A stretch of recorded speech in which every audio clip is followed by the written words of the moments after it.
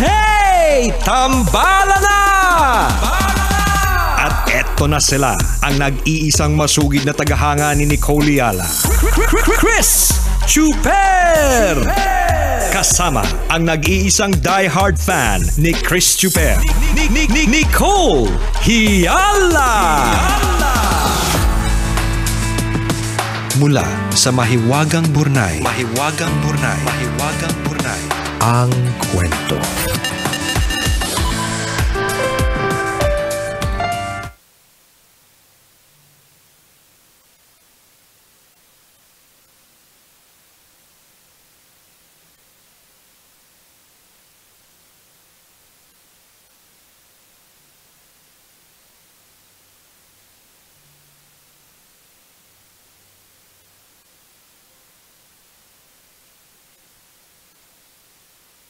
Dear Nicole and Chris, itago niyo na lang ako sa pangalang Martin, isa sa marami ninyong tambalanista dito sa Sampaloc, Manila.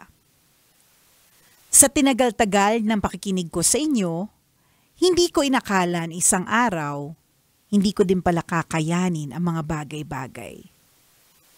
Kakailanganin ko din palang sumulat sa inyo para humingi ng payo. Litong-lito kasi ang isip ko ngayon. Magulong-magulo. Nagdurugo din ang puso. Hayaan ninyong ibahagi ko sa inyo ang aking kwento.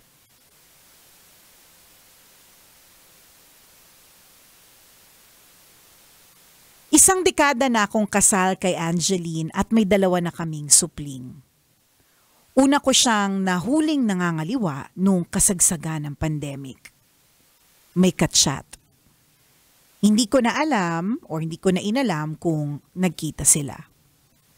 Sapat na sa aking mabasa yung malalaswa at maharot na palitan nila ng mensahe. Kinausap ko siya ng masinsinan. Nangako siyang titigil na. Tatapusin na nila. Ihihinto na niya ang pangangaliwa niya. Hindi niya tinupad ang pangako niya. Noong nakaraang buwan, nahuli ko siyang may kasamang iba. Inamin niya na may relasyon sila. Humingi siya ng pasensya kasi naging careless daw siya. Pero ang totoo, ayaw na daw niya sa akin. Hindi na daw niya ako mahal, matagal na. Palayain ko na daw siya. Tambalan, ayoko po sanang sukuan kasi may mga anak kami. Gusto kong manatiling buo ang pamilya namin, pero bakit ganon? Bakit ako ang nagmamakaawa sa kanya, samantalang siya naman ang gumawa ng mali?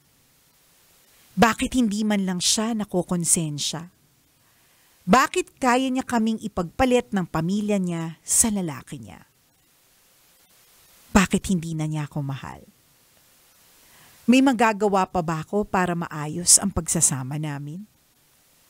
Tambalan, hirap na ang puso ko at pagod na ang isip ko. Ano po ba ang dapat kong gawin? Salamat po sa inyong payo. Ang inyong tambalanista, Martin.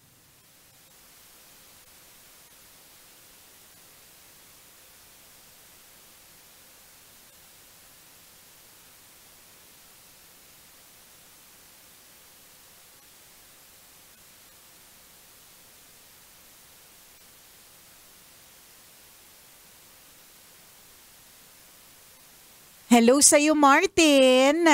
Aba naman kung ganyang kadami yung tanong na mahirap at wala sa tingin kong sagot, 'di ba? Aba, hindi sino ba namang hindi mapapagod? Alam mo, ito ang dapat mong gawin, Martin, ha? Kung ang puso mo at ang isip mo ay nagtatalo, ang pakinggan mo ay ang sikmura mo. Kasi naguhumiyaw din siya, hindi mo lang pinapansin. Ikain mo yan. Di ba? Baka, hindi alam mo, sa totoo lang, baka nakakalimutan mo yung sarili mo at sa pagkalimot mo sa sarili mo, nakakalimutan mo na kumakain pala dapat at hindi lang ikaw, kundi pati yung 2 mo mga anak kumakain lang din. Di ba? Kasi tandaan kapag ka hindi tayo nakakakain, wala pong sustansya pumapasok sa ating isip kung ano-anong tatakbo sa utak natin. Kaya ulitin ko, kapag nagtatalo ang puso at isipan, ang pakikinggan, sikmura. Yan. Doon tayo sa tiyan natin na Sabi nagugutom. niya, paano ko gagawin yan? Ang dami ko nang iniisip. Dumagdag ka pa, Nicole. Sabi niya, sige nga, paano ko gagawin? Paano ko pakikinggan ng sikmura ko? Ayoko, partner, lagi ko pinakikinggan yung sikmura ko. Natetense ako. Halimbawa, nasistress ako, natetense ako. Sabi ng sikmura ko, inom ako ng milk tea.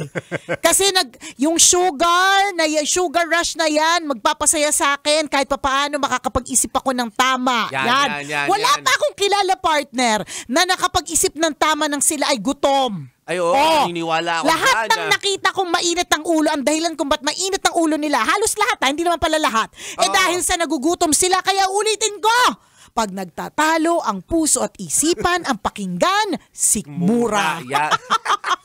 Alam mo kasi, Assignment mo yun today, ha? assignment mo yun, alagaan mo muna yung sarili mo. Kasi sa totoo lang, lahat ng mga questions mo, sa ngayon, wala pa kasi talagang kasagutan. Although malinaw, ha? Although ang malinaw dito is, ayaw na siya sa'yo, talagang ganun lang talaga, sadyang hindi natin maipaliwanag kung bakit mas pinili niya yung lalaki niya kaysa sa inyo, mas kinaya niyang talikuran yung mga anak, di ba?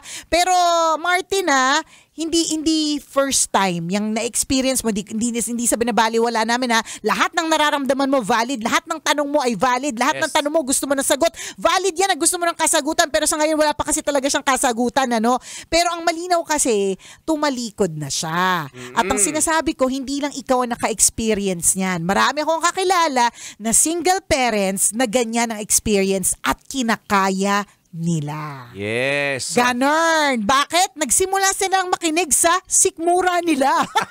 Kasi may mga tanong Siyan muna bago lahat. Alam mo, partner, may mga tanong na mahirap sagutin. For example, kahapon, ang sakit ng ulo ko, sobrang tindi ng migraine ko. Tapos may nagtatanong pa sa akin kung ba't masakit yung ulo ko. Alam mo, hindi ko nga siya alam mo, parang isa-isahin ko pa ba? Gets mo, partner? Parang wala siyang solusyon Ang solusyon ko that time is itutulog ko. Hindi ako titingin sa maliwanag, magsishades ako. Ayoko mapag-usap. At kumain ako ng gusto ko.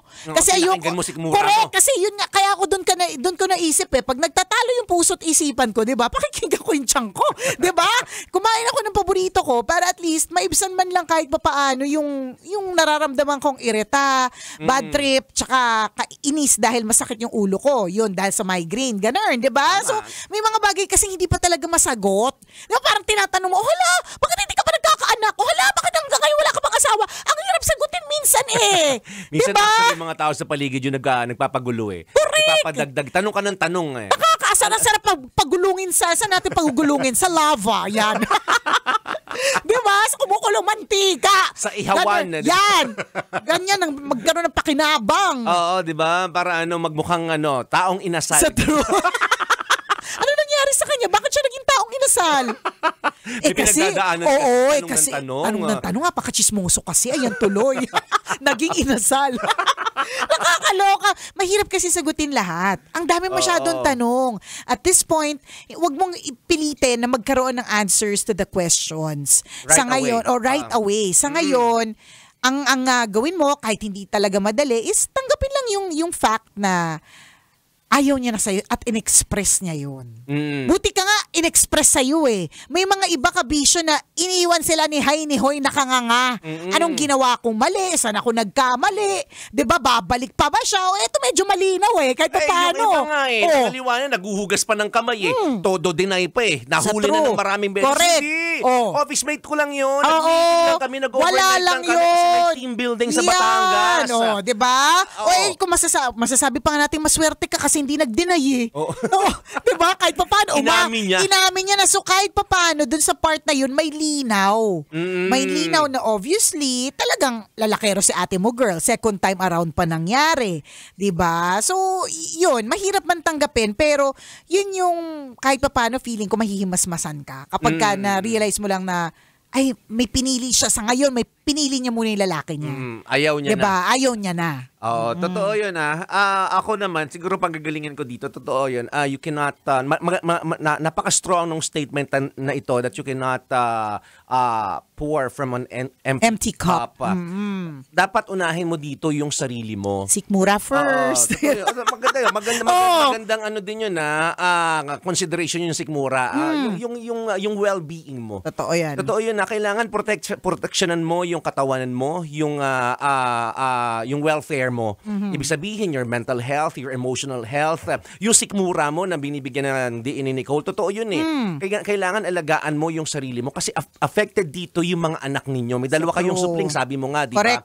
Dapat maging matatag ka dito. Paano yung self-care na nagagawin mo? Huwag ka masyadong mag-isip. Although, mahirap gawin yun. Madali lang, yung mga sinasabi namin, ang dali lang para sa amin, wala kami dyan di ba? Oo. Mag-focus ka doon sa mga anak mo. Yung asawa mo, malinaw sa'yo, tatama yun malinaw sa'yo na inabando na ka na ng asawa mo. Yes. So, pag malinaw sa'yo yun, huwag ka na mag-alat ng panahon. Di ba sa taong ayaw sa'yo, mag-focus ka sa mga anak mo, mag-focus ka sa sarili mo. Punuin mo ulit yung sarili mo at di ba makakagalaw ka ng maayos. Makakapag-isip ka ng maayos. Correct. Protect your emotions, your peace. Di ba? Yun yung gawin mo ngayon. Protektahan mo ang sarili mo para makagalaw ka ulit ng maayos. Totoo yun. Alam mo, ito lang gusto naming sabihin sa'yo, napakaswerte ng taong pinaglalaanan mo ng pagmamahal. Di ba sa iba-iba, talagang away to pero ikaw mapagkumbaba ka eh. You have that eagerness, you have that willingness para ayusin ulit yung kahit alam mong niloko ka na ng asawa mo. Parang diba? nandun ka pa rin sa di ba tama. Yun yung isa sa mga tanong niya, papaano ko po ba po to aayusin ulit? Alam mo sa sarili mo na talagang lantaran na yung panluloko pero ikaw you have that heart para ayusin pa yung gusot ninyong mag-asawa. Yes. Yung panluloko at mapabalik siya. Diba? So napakaswerte ng taong pinaglalaanan mo ng pagmamahal. Correct. At saka ibig sabihin nun, may ganyan kang kapasidad di ba? To give to other people. So this time, yung kapasidad na yan na ibuhus mo sa sarili mo. Sa sarili mo naman. Huwag kang magbibigay ng value sa taong hindi ka rin pinapahalagahan. Totoo yun, di ba? Parang trabaho ka ng trabaho tapos hindi ka binabayaran. Di ba? Parang ganun. Di ba? Effort kang magpabongga ng outfit, walang pumansin. Di ba? Parang maganon. Diba? Pero kung ibubuhos mo lahat sa sarili mo, yung pagmamahal, atensyon, yung pag-aaruga, di ba mas masarap gawin yun eh. Diba? Tinalikuran ka nung tao. Hayaan mo. Decision niya yun eh. Correct. Kung ano man yung magiging consequences doon, bahala siya sa buhay niya. Naku, consequence. Naku, so ibig sabihin kung merong itatapon sa dagat-dagatang apoy ng impyerno. Correct. Na taong inasal mamaya. Hindi ikaw yun. Kung merong magiging inasal. Tama talaga yung mga sinasabi natin paminsan-minsan.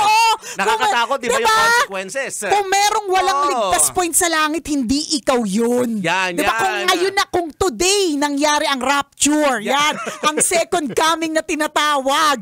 Yung kukunin na lahat ng mga mababait. Naku, alam na natin between the two of you, ikaw at ang misis mo, alam na natin kung sino ang matitira sa lupa. Di ba?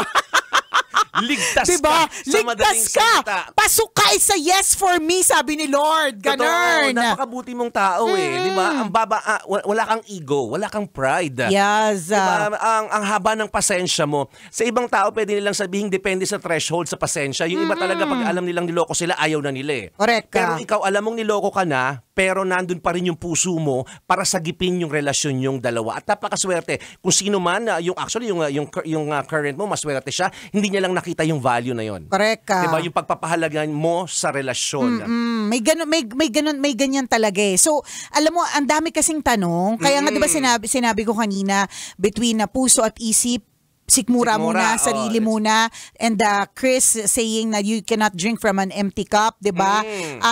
Yun talaga yun eh. Sarili mo lang muna. And katulad nga na sinabi namin kanina, hindi namin first time to narinig. Hindi first time sa Maywagang Burnay, hindi first time sa mga tambalanista natin na nakatutok ngayon. Kasi meron sa buhay nila nakakilala at kaibigan nila na single parent. Yes. At walang masama doon. In fact, kabilib-bilib nga yung mga single parents eh. At kinakaya po talaga nila. Kasi binubuhusan nila yung attention Diba? at pagmamahal sa sarili nila. Sa true lalo. 'Di ba? Kaya ikaw, kabisyo, kayang-kaya mo yan. Kailangan pa bang i-memorize yan? Basic! Kailangan pa bang i-memorize yan? Love Radio. Basic!